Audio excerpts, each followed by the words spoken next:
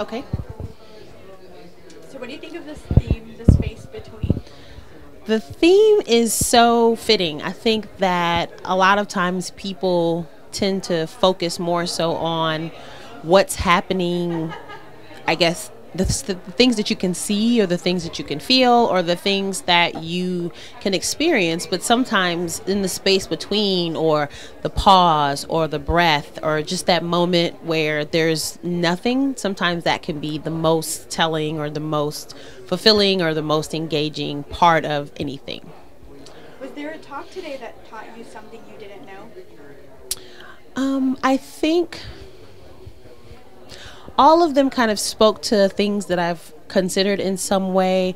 The talk about the art and by Gian Her, I think that's how to say her name, about just kind of it made me consider, when you do art that's really delicate, or, how she talked about how her art was really delicate and it was very fragile and it couldn't just exist in any environment.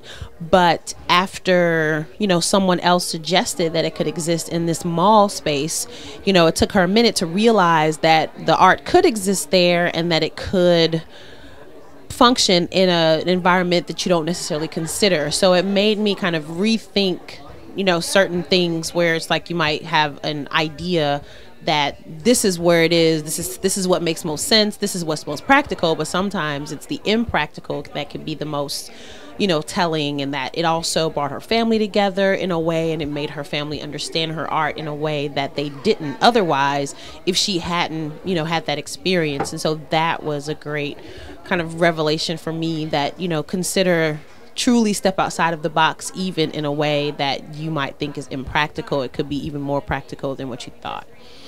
Great. Well, what idea was worth spreading today?